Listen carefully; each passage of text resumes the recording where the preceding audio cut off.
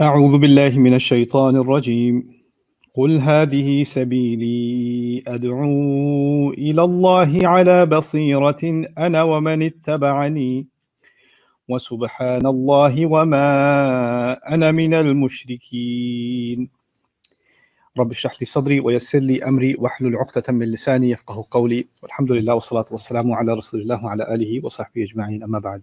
Once again, everyone, Assalamu alaikum wa rahmatullahi ta'ala wa barakatuh. And today I hope to present to you the third and final session on ayah number 108 of Surah Yusuf. We've talked about a number of things, starting with an entire session dedicated to Qul Hadihi Sabili, this is my path. And we talked quite a bit yesterday about Ad'u ilallahi ala basiratin ana wa man ittaba'ani. I call to Allah with, based on or standing on vision, I and whoever follows me.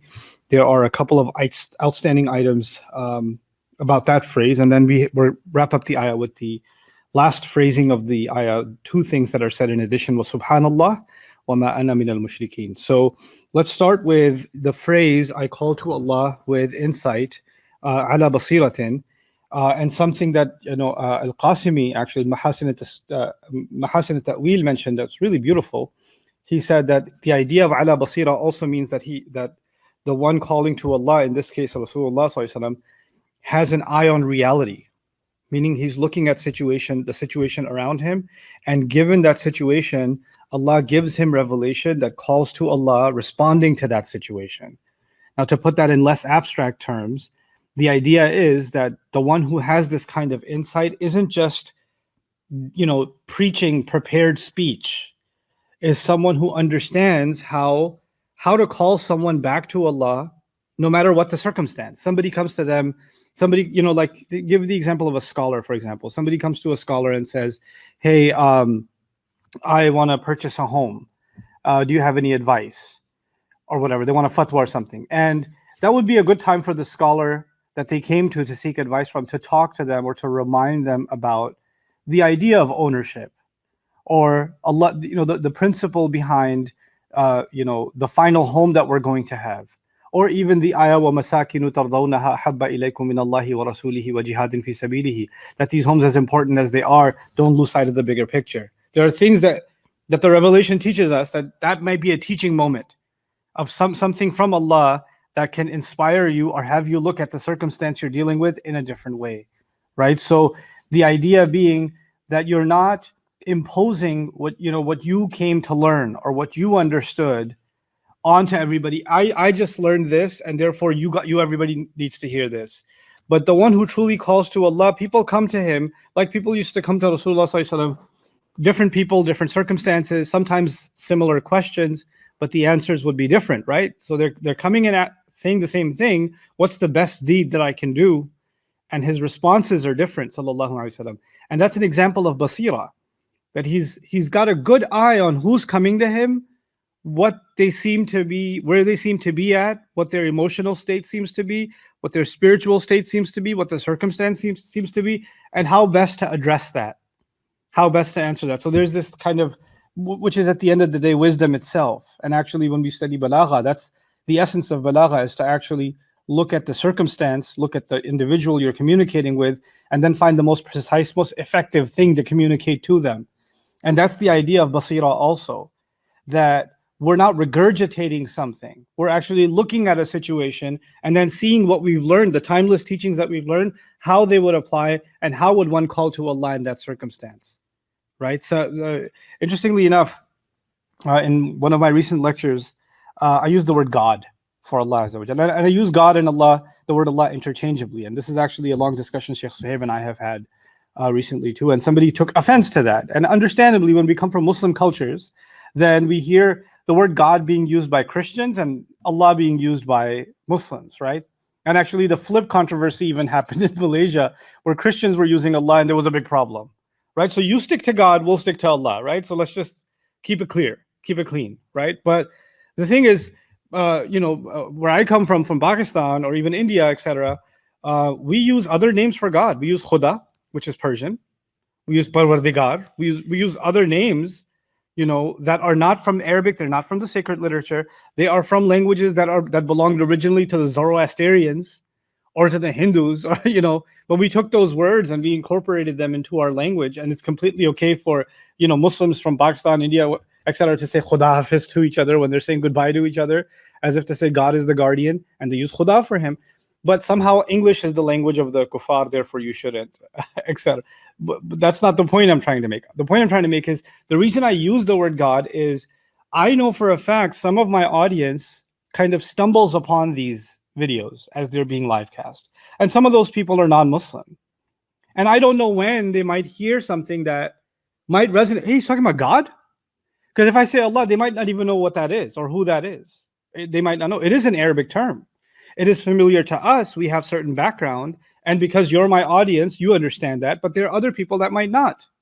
That might, or other people, like I know some people that were, the father was a Muslim and the mother was Christian, and he sort of got westernized, etc., and went to church his whole life, right? So knows nothing about Islam basically, but he wants to discover more about Islam. So when he thinks of someone talking about spiritual things, his only experience is the church experience where he heard the word God over and over again, right? And that's what resonates with him. Like that's the first thing that connects with him. Well, to us, قُلِ ادْعُوا اللَّهَ أَوْ ادْعُوا الرَّحْمَنَ أَيَّمَّا تَدْعُوا فَلَهُ الْأَسْمَاءُ الْحُسْنَى. Call him Allah, call him Ar-Rahman, whatever you may call him, the most beautiful names belong to him. And the argument was God isn't Allah's name. Allah is his name. I would agree, actually. Allah is his name, and God is simply a description. God is the equivalent of al-ilah or ilah, which is okay. It's not a substitute for God himself or for Allah himself, right? The name. So either one, like to give you a language example, if somebody called me Ustad, somebody called me teacher, Ustad is not my name, but they're using it as a title for me, right? So they're referring to me with that. So it's still referring to me. It's not an insult to me. It's not a substitute for Norman. And in some contexts, that's okay. The point being made in Ad'u ilallahi ala basira is actually that someone has a clear understanding, not just of who's coming and asking them questions. They have a clear insight into what society looks like, what concepts are floating about, how people think, how people feel, what their cultural preferences are, how they operate, what has been settled into their minds for many, many generations, and how to understand where they're coming from, and then bring Allah into that equation. Not impose Allah, because many parts of a culture have no qualms with Allah. There's no contradiction between Allah and a culture. And some things there is a contradiction. So to be able to pinpoint where exactly do we draw a line and how to introduce Allah in those circumstances also takes basira.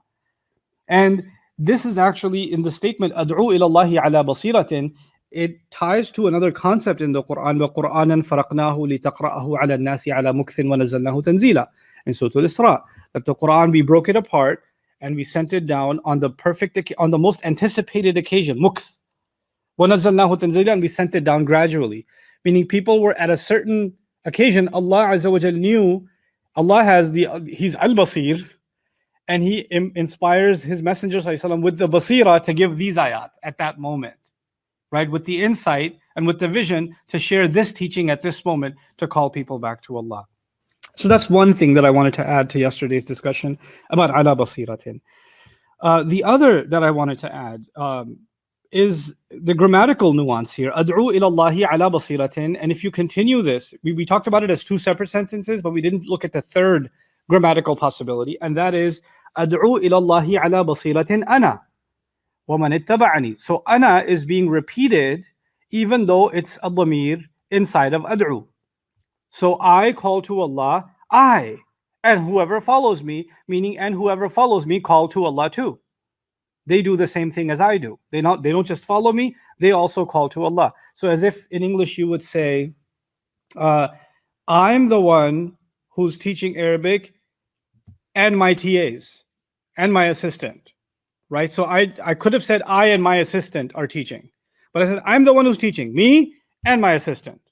So you kind of repeated yourself and then added the assistant, the additional, right? So here, the thing is, why is the ana repeated? Because the ana is already there, right? So grammatically, there are two ways of looking at it.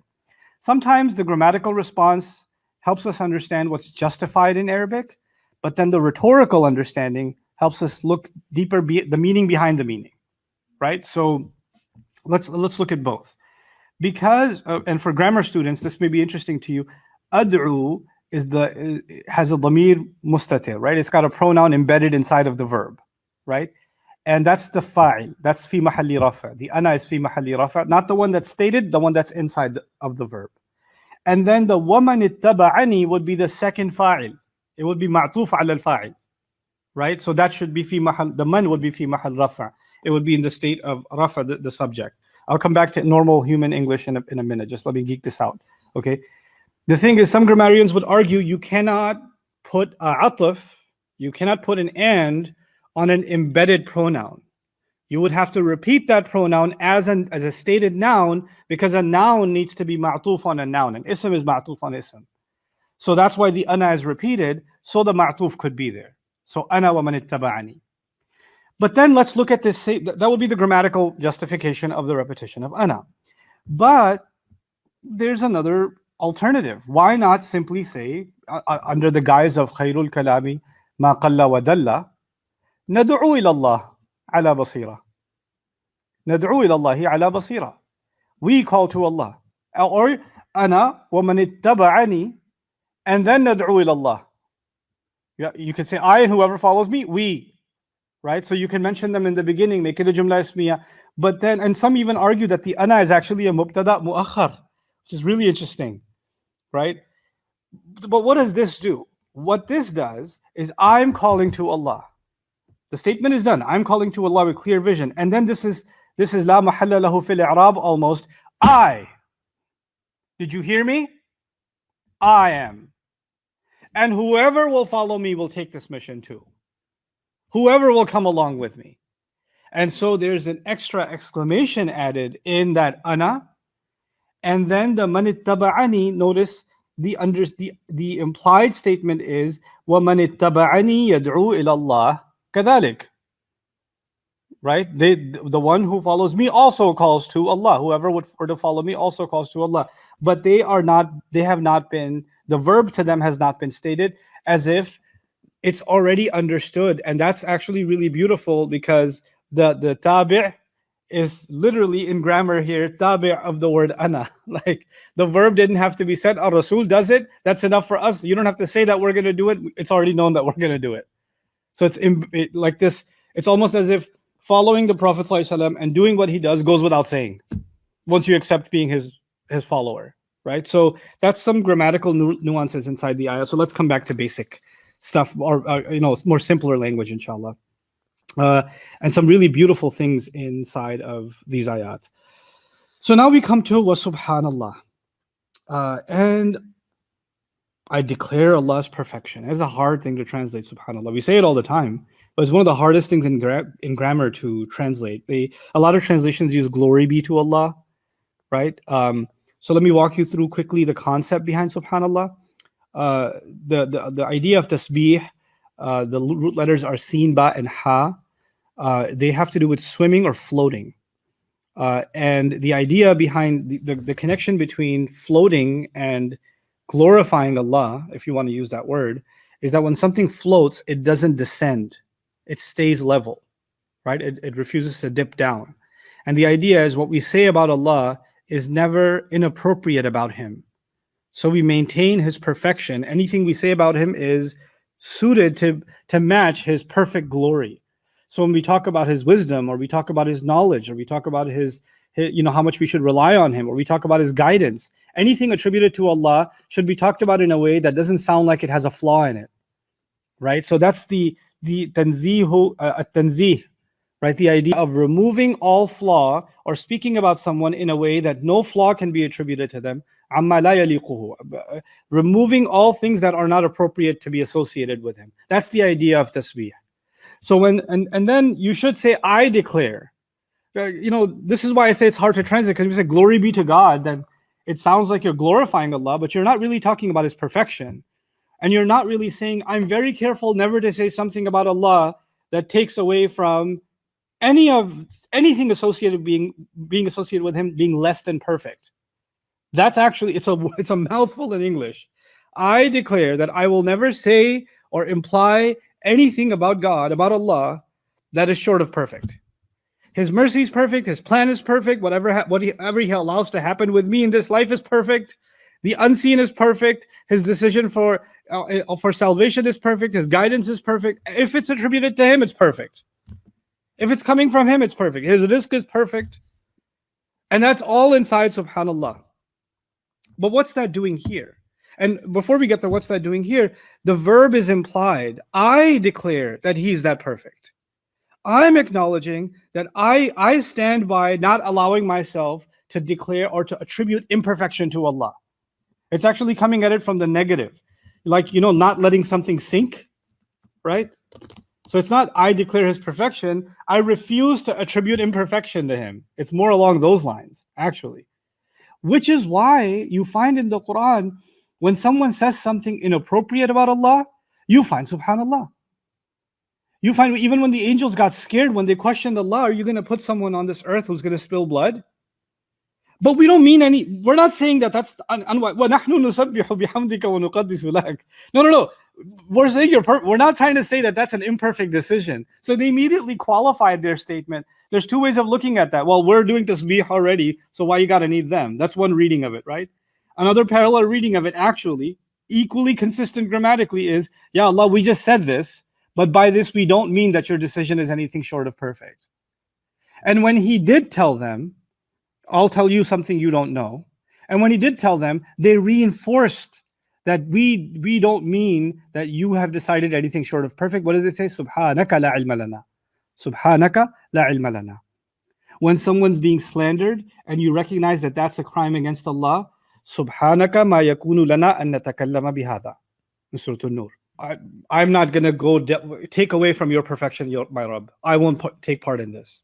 When people commit shirk, Allah says, Subhanahu wa ta'ala amma yaquluna uluwan kabira. So the idea of subhanallah is, I do not associate any imperfection to Allah. I will make sure that my conception of Allah, my conversations about Allah, my thoughts about Allah, my feelings about Allah, all declare the same thing, that He is beyond imperfection. Nothing He does is anything short of perfect. That's inside of subhanallah. And the fact that it's a powerful declaration. It's like almost as though this belief courses through my veins is captured in the fact that it's not even said as a jumla. It's said in this insha'i exclamatory form, subhanallah. The taqdeer of it is actually usabbihullaha subhanan. That's the grammatical, unraveling of it. But why is it said in this way? Because if this was a text message, it would be subhanallah, exclamation, exclamation, exclamation, exclamation. Well, subhanallah. It's like, it's not a casual statement, right? And so when you get to this part, something has been escalated. There's an escalation that's happened inside of this ayah, and you can see a building now of escalations. هذه سبيلي أدعو إلى الله أنا ومن اتبعني وسبحان الله. And then and you could see now the logical connection with وَمَا أَنَا مِنَ الْمُشْرِكِينَ too, because مَا أَنَا مِنَ الْمُشْرِكِينَ is the worst crime against the tasbih of Allah would be shirk. Right? So not only do I maintain His perfection in the most pristine way, but I'm the furthest thing from people who would commit that kind of shirk. So both of them have been elaborating each other. But now let's talk about how these things are connected to each other. And there's a few things to note here that are very powerful. And by the way, Mahad, I didn't forget your question about ilallah. I'm coming to that, inshallah. So the first thing here to note is that Rasulullah ﷺ has been told to take a very, self-focused claim. He's being told to make a claim that brings all the attention to himself. هذه سبيلي أدعو إلى الله أنا. You see all that language that's focused on the self, right? And we talked yesterday about how this is not comfortable language for the Prophet ﷺ, which is why he had to be told to say this. قل هذه سبيلي أدعو إلى الله. Even when Rasul ﷺ said something like, أنا سيد ولد آدم يوم القيامة, I'm the leader of all children of Adam on Judgment Day. He qualified that statement with what? وَلَا فَخَرْ. And there's no pride in me saying that. In other words, I'm letting you know this is going to be the case, but I'm not telling you because I need you to know that that's what's up. I'm not telling you this to boast or to make a claim. I'm telling you this is Allah's decision. So I say this with no pride inside of me. Wala fakhar. You understand? So here, he's been commanded to say this. But also even though he's been commanded to say this, somebody might hear that and they might think this whole thing is about him and where he stands and his leadership and it's his path. And he's doing the calling, even though now calling to Allah, but he's in the central role. And what does he do immediately after? Allah commands him to say, wa subhanallah. And I declare Allah's perfection, as if to say, I am not perfect. It is Allah that deserves all perfection. When I make this call to you, I am not the object of worship. I am not the object of adoration beyond what is only appropriate for Allah Himself. And I will be afraid that I will fall short of my responsibilities as I go, because the only one perfect is Allah. And Allah has charged me with this mission, but that doesn't mean I will execute it perfectly. That is only for Allah. And we know that He executed it perfectly, but part of His perfection is to constantly declare His own imperfection and to actually say perfection only belongs to Allah. Musa alayhi salam was being charged to go to the Pharaoh, and he asked for help. He asked for his brother, right? And what does he say when we're going to go make da'wah to him? كَيْ نُسَبِّحَكَ كَثِيرًا وَنَذْكُرَكَ كَثِيرًا, so we can declare your perfection together. What does talking to Fir'aun have to do with declaring your perfection? Well, if I lose my temper, and if I, say something out of place, my brother can be there to correct me. And if he's doing something, I can be there to correct him, because we are not perfect. That's only you. And in doing so, we'll remind each other that the perfection only belongs to you, Ya Allah. So one of the aspects of Subhanallah is actually this aspect of the Prophet's career, sallallahu alaihi wasallam, that has been highlighted in different places in the Quran. And that is that Allah Azza wa Jal will correct him. Allah will remind him that tasbih only actually belongs to Allah. It only actually belongs to Allah. And Allah will deliberately make him make decisions and then correct them. We've talked about that at length in Surah Al-Fath and some other occasions. But Allah will do that to illustrate something that was a theological problem for people of Scripture before us. Because people of Scripture before us, in their love of Jesus, turned him into divine, right? And if they had so much love for Jesus, you have to understand the level of love Muslims have for Rasulullah sallallahu alaihi wasallam. If that love was dangerous enough to turn Jesus into divine, that explosive material is far more dangerous with what we feel towards Rasulullah sallallahu alaihi wasallam. The love we have for him, the obsession we have with him, the adoration we have with him, the awe and the reverence we have for him, the room for that shirk the danger of it is very high. And this is for all of humanity. And so the Quran keeps putting, on the one hand, we have this remarkable reverence for the Prophet ﷺ, and this honor of him, like no king has ever been honored, no human being has ever been honored in this way. And on the other hand, it's constantly the messenger is way above you, but Allah is way above him. There's this constant dichotomy that's being reinforced and reinforced and reinforced. Because for the mushrik mindset, if you're calling us to a religion, you must want to be considered the holy one. Right? Anybody calling for a new religion, they must want everybody to basically treat them like, this holy figure, this beyond human, supernatural type being. Think of, for example, in modern religious, experiences, the role of the Pope, right? People want to kiss his hand. People want to get forgiveness by his hand. People want to, they don't consider him a fallible person. Actually, the Pope is infallible. He's infallible. And Rasulullah sallallahu alaihi wasallam, what does he keep saying? Ma kuntu bid'an min ar-rusul, ma adri ma yuf'alu bi wala bikum. I don't even know what's going to happen with me and what's going to happen with you. In attabi'u illa ma yuha ilayya. I'm only following what's been given to me. I'm not telling you follow me, or actually believe in me or take my reverence. The reverence belongs to Allah. Let me reinforce, subhanallah. So going back to that fundamental is so powerful and important. And this, in a much lesser sense, because everything that Allah tells us about Rasulullah sallallahu alaihi wasallam, especially with an ayah that has وَمَنِ اتَّبَعَنِي, that means it has ramifications for you and me today. It's not just teaching us something about Rasulullah sallallahu alaihi wasallam 1400 years ago, 1400 plus years ago. It's telling you and me something today. And what is that? When you and I are in a position to share something about Allah, like I am right now. I'm sitting in front of a camera sharing something about Allah, sharing something about ayah number 108 of Surah Yusuf. Somebody gets a chance to give a khutbah. Somebody gets to sit down with their family and remind them about a hadith of the Prophet ﷺ. Somebody starts getting considered the knowledgeable guy on campus, right? Or the person that I go and ask Islamic questions to. Either they are in fact a sheikh, or they turn into a pseudo sheikh, or they turn into this brother so and so or sister so and so that everybody turns to for advice and counsel and things like that, right?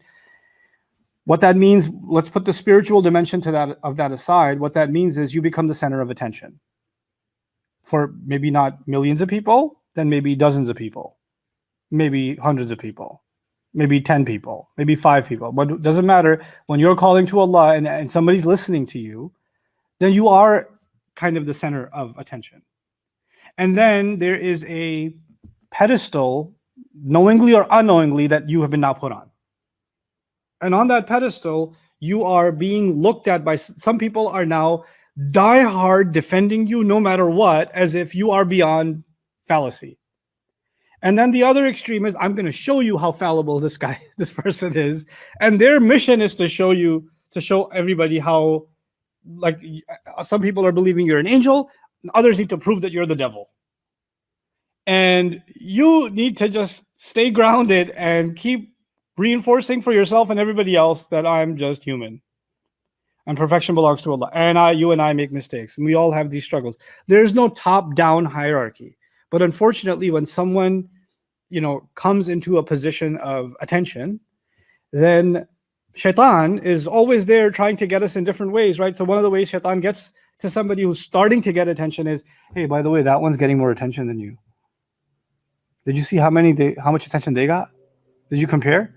Man, they got more views than you? What? Now you're like, why are they getting more attention? Maybe I should take some digs at them in the middle of my Islamic talk. Not so direct, but indirectly, just kind of take a couple of jabs. Just so, people realize that they really shouldn't be following that person so much because they're, So what that is actually you are at the center of this thing. And this humanity is better served by paying attention to me. So it becomes about me. If there was one human being on the face of this earth that gets to say that it's all about me, if there was one human being, that would be Muhammadur Rasulullah sallallahu alaihi wasallam. That would be him. And in this declaration, there's a lot of me in this ayah, isn't there? هذه سبيلي أدعو إلى الله على بصيرة. أنا, there's lots of me. And then all of that me is put in its place with wa subhanallah. Wa subhanallah. Perfection belongs to Allah, not to me. This is about Allah. This isn't about me. This isn't about me getting more attention. This isn't about me, you following me. And even if you do follow me, that's not the purpose. The purpose is I will take you to Allah. Allah has charged me to help you get you to Allah. That's the goal. And this mindset is a very powerful thing. Easily forgotten. Easily forgotten. And so Allah is commanding His Prophet to make this declaration, sallallahu alaihi wasallam, وَمَنِ اتَّبَعَنِي وَسُبْحَانَ اللَّهِ. Now, couple other things before I go to وَمَا أَنَا مِنَ الْمُشْرِكِينَ. We talked last time about confidence in our faith also, like basira, right? So you are, everybody's proud of their jahiliyyah, and we're like the only ones ashamed to declare our Islam, right? Everybody else is proud for whatever identity they want to follow. They want to, declare it and celebrate it and shove it in everybody else's face and say, this is who I am, accept me for who I am, accept the whatever thing I believe, and you better celebrate it along with me, otherwise you're narrow-minded. And the only ones who can't do that today, the only ones who have to just be in a corner and kind of try to fit in would be the Muslim, right? We can't be proud of who we are. We talked about that already. But there's everything I talk about, sometimes there's an extreme opposite. That's the other extreme. So on the one hand, we're shy of being Muslim, shy of showing our Islam. And that's already been destroyed in هذه سبيلي أدعو إلى الله على بصيرة أنا ومن اتبعني. It's been wrecked. That's been run over. But when the opposite of being shy is being confident, right? But too much confidence becomes what? Becomes arrogance. And then there's, we're Muslim. These kuffar are going to burn it. We're number one, baby. And now this became about you and how awesome you are and how beneath you everybody else is. On the one hand, we don't want to be feeble about our faith, and we don't want to be weak and feel inferior that we're Muslim. And on the other hand, the other extreme is we're so proud of being Muslim that everybody else can practically go to hell, and what do they have? Ha! That's a kind of arrogance, isn't it? And what's the difference between you and Bani Israel then? And inside of wa subhanallah, that's there too. Inside of subhanallah, there is actually an acknowledgement that I will not go beyond. Yes, I will have absolute confidence that this is my path. And I stand on firm conviction. I'm completely confident in my faith. But this confidence is not so I can put myself above you, that I'm more perfect than you are. Because the perfection, that's for him. That's for him. So that gives you a subhanallah. Then about this wa subhanallah, one last thing, and then inshallah wa ma ana minal mushrikeen. Practically every religion in the world has some concept of God, right? And the Arabs actually shared the word Allah with Islam. So the mushrikun called God Allah too. The Christians, in fact, in Arabia, the Syriac Christians called God Allah too. The Jews of Medina called God Allah too. So when someone says, I call to Allah, right, they can hear that and say, oh, well, thanks, but we're good on that. We already have our faith in Allah, right? Because I say, I believe in God. Can't a Christian friend of mine say, yeah, I believe in God too? Can't a Hindu friend of mine say, I believe in God too? Can't a non-denominational spiritual person say, well, I believe in gravity too? I mean, God. They could do that. They can say, want to call him Allah, that's fine, right? So they can, the word Allah, which is a name to us, was a shared conception among people of different religions at the time. This needs to be clear. So then what sets his call to Allah apart? It's the subhanallah. It's the ala basira and the subhanallah. I'm calling to this conception of Allah with clear insight, and this conception of Allah and this faith in Allah and this conversation about Allah is free from anything that can attribute imperfection to him. And that is a challenge. That is in fact a challenge to other religious views of God, that no matter what religion you follow, when you take a look at the God that you believe in, you will find things that sound human, not God. You will find things that sound vindictive, not like God. You will find things that are unwise, unlike God. So the perfection of the concept. I'm remembering my friend John. I won't say his last name because he gets embarrassed. He was a librarian. He was non-Muslim.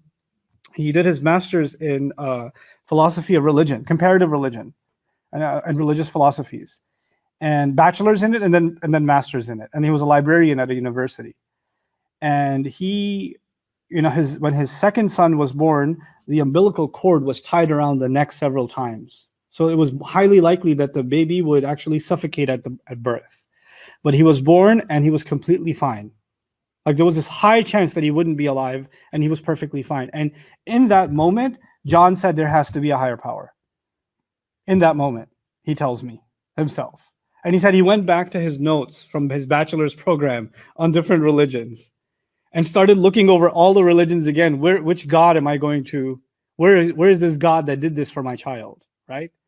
And I kid you not, his own notes on Islam, right? He said this Islam thing has a God that is completely perfect. And something along these lines is what he wrote. His notes from many years ago, because he can tell as a philosophically minded, logically minded person and a critically minded person, you've got gods that emulate humanity in some way, statues that emulate human behavior, right? Our conception of God is actually the exact opposite. Human beings should try to emulate some of the attributes of Allah. Allah is Al-Rahim, you should have Rahmah. Allah is Al-Hakim, you should try to acquire Hikmah. Allah is Al-Alim, you should have reverence for ilm, right? So the idea is, instead of human beings projecting themselves onto a vision of God, like in Greek mythology, right? Like in Norse mythology, instead, it is Allah's perfect attributes that are shining a light on what human characteristics can be.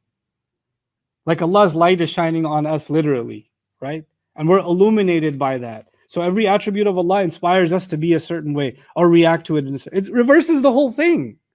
It reverses the whole thing. And that's within subhanallah, meaning His attributes are perfect.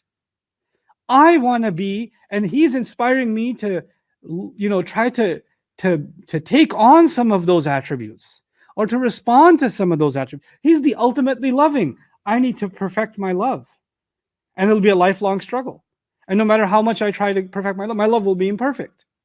He is the ultimately patient, as-sabur. No matter how much patience I get in this life, my patience will never be what? Perfect. And every time my patience is short of perfect, I will remember I can be sabir, but He is as-sabur. He is al-alim, and He's inspired me with a love of learning. No matter how much I learn, will my knowledge ever be perfect? No. And every time I acknowledge and realize the limits of my knowledge, I'm reminded that He is al-alim. So instead of projecting my imperfections on a concept of God, it's God's perfection that's constantly reflecting on me. It's incredible. And that's inside subhanallah, as if to say, this da'wah to Allah is different from everything else. So ad'u ilallah, qul ad'u ilallah, and then a lot of mufassirin say, wa qul subhanallah. So it's actually ma'tuf on that. I call to Allah and I declare subhanallah. So it's those two things there's a conjunction between them, right? So that's this incredible phrasing of subhanallah inside of this ayah. What does this mean practically for us? Also, I think that there should be a comment about that. We, unfortunately, Muslims, non-Muslims, doesn't matter. In the modern world, we're not, let's even talk about ourselves, Muslims, we're not very familiar with how Allah talks about Himself, how He defines Himself, how He speaks about Himself, how He expresses Himself, His expectations from us, what He loves, what He doesn't love. We have notions that sometimes our parents passed along, or halfway through a khutbah, you may have heard something and you kind of have this hodgepodge of information and you kind of build this picture of God in your mind, or conception of God, not picture, but a conception of Allah in your mind, and what He likes and what He doesn't like. And oftentimes that is very twisted and influenced by our own emotional worldview, right? So even a Muslim can say, yeah, I do some messed up stuff, but Allah understands. Right? Well, you don't get to say Allah understands, or you don't get to say, I have this special connection with Allah. You wouldn't get it though. I know what the book says. It probably says something else, but He and I, we're on some different level, man. We're on some. This is the antithesis of what? Subhanallah. The qul in the beginning is telling you that you don't get to decide attributes of Allah and the relationship with Allah and who Allah is to you and what He wants from you and what He likes and what He doesn't like, what angers Him, what pleases Him, how to make Him content, how to seek repentance, how to be forgiving, you can't be grateful and rebellious at the same time. And what do you do when you make a mistake? How do you seek forgiveness? All of those concepts of Allah, and it's not monolith, it's not a black and white picture in the Quran. It's a very intricate, complex relationship which has many dimensions. Like even a person doesn't have one dimension, right? A person can have a very soft side to them, a very serious side to them. They can have an angry side to them, a joyful, a playful side to them. There are different parts of their personality. And until you really get to know them, you don't get to say, you know this person. Well, that's even creation. But Allah, the perfect, has these attributes and these responses to different things that He Himself has taught us about. And if we don't care to learn that, and then we make our own, projections on how Allah will see things and how Allah will judge things, that goes against subhanallah. And that actually, what does it do? It associates, listen to this carefully now, It associates concepts with Allah that Allah did not justify, right? And what is the term in Arabic for association? Shirk. Wa subhanallah wa ma ana minal mushrikeen. You see the logical continuity here? And I absolutely will not be one. I am not one to associate with him. In other words, I will only associate with him the attributes, the conceptions that he himself authorized. Like he says, Ma anzala alaykum min sultan. Biha min sultan. Allah did not just give you any authority to attribute this, this, and this to him. Where did you get the authority to do that? In other words, I will only attribute to Allah what he authorized me to attribute. And that's inside وَمَا أَنَا مِنَ الْمُشْرِكِينَ. I am not one, and I am not from those who commit shirk whatsoever. And this is also obviously a pretty strong declaration of bara'ah, because I am not from the mushrikeen. Everybody around him in Makkah is mushrik. Man, when he says I am not from them, isn't he saying I'm not from this tribe anymore? I renounce my citizenship. You know, for ancient societies, your religious identity was actually your civic identity. They were one and the same. The religion of the king, you must follow it. That proves that you are a loyal citizen of the kingdom. The people of the cave got in trouble because they refused to pay reverence to a false god. And that was a political act of defiance, not just a religious one. This is why they had to be executed, because it was seen as defiance against the king. So the idea that when you leave religion, basically you're leaving your tribe. You're leaving your tribe. So you leave their protection. They can see you as a traitor, right? And that, by the way, that will be countered later on. And it's already been countered by the way the story has been told. Someone who defies the religion of the king was best for the nation in Surah Yusuf, right? The king and his priests who do their whatever they do in their temples to interpret dreams. Obviously, they have some kind of mystical tradition or whatever they have, mythologies that they follow. And we know Egyptians have many mythologies. And he's in the middle of all of that, and he declares his faith in Allah. And yet, he is the savior of that nation by Allah's guidance. Right? So me declaring that I am not from the mushrikeen does not make me a threat to this nation. In fact, the underlying current is I am the best thing, even in the worldly sense, to ever happen to these people. Not just in the akhirah sense. In the worldly sense, the best thing that will happen to you people is going to be me. And you know what? There's more truth to that than we can imagine. The Egyptian desert, the Egyptian land was going to be a barren desert had it not been for Yusuf alayhi salam, right?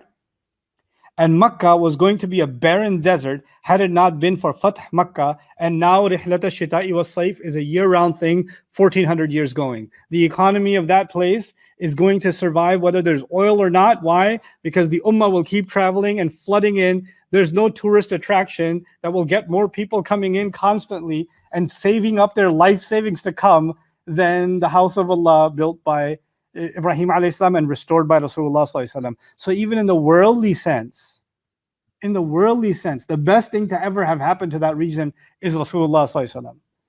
That's actually even continuing from the previous. But that doesn't mean that he will accept a religious worldview. وَمَا أَنَا مِنَ الْمُشْرِكِينَ.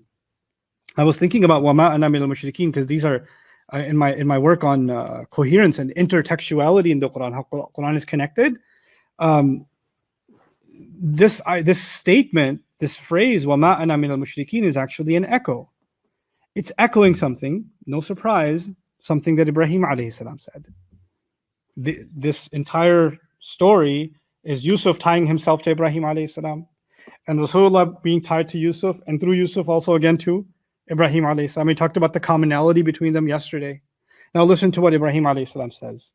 إِنِّي وَجَّهْتُ وَجْهِيَ لِلَّذِي فَطَرَ السَّمَاوَاتِ وَالْأَرْضِ حَنِيفًا وَمَا أَنَا مِنَ الْمُشْرِكِينَ. I have exclusively turned my face towards the one who fashioned the skies and the earth solely. You notice the exclusivity in it? Wajjahtu, wajhi, right? Hanifan, wama ana min al-mushrikeen. Now notice the use of ana in this ayah. Sabili, ad'u, ana, ittaba'ani, wama ana. You see even the echoes of the exclusivity, and I stand on this firm footing, and there's the repetition of the ayah, and then obviously the echoing of the face. Thousands of years ago, his father said, "Wama ana minal mushrikeen," and thousands of years later, he stands before this house that his father built, and he repeats, "Wama ana minal mushrikeen." It's epic. It's so powerful, and actually, in a less direct but still very connected sense, these are similar to the words of Yusuf alayhi salam in Surah Yusuf. Inni taraktu millata qawmin. I have left the religion of a people. Isn't that the same as Ma'ana minal mushrikeen? I am not from the mushrikeen. He says, I have left the religion of a people. La yu'minuna billahi wa hum bil akhirati hum kafirun. And they, when it comes to the afterlife, they in fact are disbelievers. وَاتَّبَعْتُ مِلَّةَ أَبَائِي إِبْرَاهِيمَ وَإِسْحَاقَ وَيَعْقُوبَ مَا كَانَ لَنَا أَن نُشْرِكَ بِاللَّهِ مِنْ شَيْءٍ. I follow the religion of my father. It's not becoming of us to do shirk with Allah in any way. So these were outside of this surah. These are the exact words of Ibrahim alayhi salam. Then the fundamental concept of these words has been echoed by Yusuf alayhi salam in prison. And then that fundamental concept is being echoed by Rasul sallallahu alaihi wasallam in this ayah when he says, وَمَا أَنَا مِنَ الْمُشْرِكِينَ. Last thing for today. And that is something that, Mahad, thank you for bringing up, because I couldn't stop thinking about it yesterday. So I did some reading on this. I didn't find any Mufassir talking about it, at least under this ayah. So maybe they have talked about it elsewhere, but not in this ayah. So I did some search. Let me tell everybody else what I'm talking about. So he brought up the point that the ayah says, I call to Allah. I invite to Allah. And that's kind of an unusual phrase, because you invite someone to a place. Or by extension, you can invite someone to a concept. I invite you to guidance, right? I invite you to peace. Or you find in the Quran, أَدْعُوكُمْ إِلَى النَّجَاةِ وَتَدْعُونَنِي إِلَى النَّارِ. You know what search I had to do? First, I had to do a search on da'wah in the Quran, which is 212 findings. And then within da'wah, all the places of da'wah that come with harf ila. So reduce that. So I had to read all those 212 ayat and remove all of them. And then there's lots of overlap in them. But just listen to some of these. Ya وَمَنْ أَحْسَنُ قَوْلًا مِمَّنْ دَعَا إِلَى اللَّهِ. Someone who calls to Allah. Sure, it's there. And then sometimes it comes with lam. دَعَاكُمْ لِمَا يُحْيِيكُمْ. Calls you to what will give you life. إِن تَدْعُوهُمْ إِلَى الْهُدَى. And if you were to call them towards guidance, so calling to Allah, calling towards guidance, calling to what will give life, calling to salvation, أَدْعُوكُمْ إِلَى النَّجَاةِ. I'm calling you to salvation, to be saved. Then وَأَنَا أَدْعُوكُمْ إِلَى الْعَزِيزِ الْغَفَّارِ. I'm calling you to the ultimate authority, the overly forgiving. وَإِن تَدْعُوهُمْ إِلَى الْهُدَى فَلَنْ يَهْتَدُوا إِذًا أَبَدًا. If you call them to guidance, they will never be committed to it. وَلَا تَهِنُوا وَتَدْعُوا إِلَى السَّلْمِ. Don't become weak and call for peace, meaning call for peace with your enemy even though they're continuously violating justice. Don't surrender. Don't call for surrender, actually, is what would be a good translation of it. وَتَدْعُوا إِلَى السَّلْمِ فَيَكْشِفُ مَا تَدْعُونَ إِلَيْهِ إِنْ شَاءَ. Allah can bring a calamity to you. So the gods you're calling towards, whatever God you were calling towards, will be exposed for what he really is. So the point that I'm making is, and there's lots of them, وَإِنَّنَا لَفِي شَكٍّ مِمَّا تَدْعُونَنَا إِلَيْهِ مُرِيبٍ. And whatever you're calling us to, we are in doubt about it. So the thing is, the point is, you can call someone to a what, or call someone to a where. So I'm calling you to truth, right? I invite you to the truth. It makes sense. I invite you to my home. It makes sense. So the truth would be a what, and my home would be a where. But then it's used for Allah. I'm calling you to Allah. But you never find Allah, his being apart, you never say, I invite you to a person. Like I'm inviting you to Ustad Noman. You don't say that. You can say, I'm inviting you to Ustad Noman's Facebook page, which is the place, but not the person. You understand? So you invite to a being, unless you find it with Allah. And actually there is an ayah in the Quran where the call is made to Allah and the messenger. But even then Allah first, and then messenger. Okay? Du'u ila Allahi wa ila Rasul. They're called to Allah and to the messenger. So what does it mean to call to Allah? And technically, what does that entail? what I can surmise from calling someone to Allah, first of all, is actually a kind of majazi speech. And the idea is the imagery of a path and then a destination, right? And that destination, we reached here. We reached a place. The ultimate place is actually the company of Allah Himself. Like the meeting with Allah is a place. So in the most literal sense, I'm inviting you to a path which will allow you to actually meet with Allah, to be in the company of Allah Himself. Not just the belief. I invite you to faith in Allah. You can add the words faith in, and that will make sense. I invite you to believe in Allah. I invite you to get to know Allah. But from a very literary sense, I'm inviting you to Allah as the destination, so you and I get to meet with Him, and He will look to us, and our faces will be lit, and we can look towards Him. وُجُوهٌ يَوْمَئِذٍ نَاظِرَةٌ إِلَى رَبِّهَا نَاظِرَةٌ. As opposed to وَلَا يَنْظُرُ إِلَيْهِمْ يَوْمَ الْقِيَامَةِ. There will be people on Judgment Day, He won't even look towards them, right? So when you are inviting to Allah, إِنَّكَ كَادِحٌ إِلَى رَبِّكَ كَدْحًا فَمُلَاقِيهِ. You'll be meeting Him. So the meeting with Allah is implied here. But there's something even more. Everything that you find in the Quran that comes after ila, that's positive. I'm calling you to peace. Wallahu yad'u ila dar as-salam. Ad'ukum ila al-jannah, ila al-najat, ila al-huda. Right there, I'm calling you to, the call is to salvation, the call is to guidance, the call is to the book of Allah, the call is to the final home of peace and safety, right? The call is to heaven.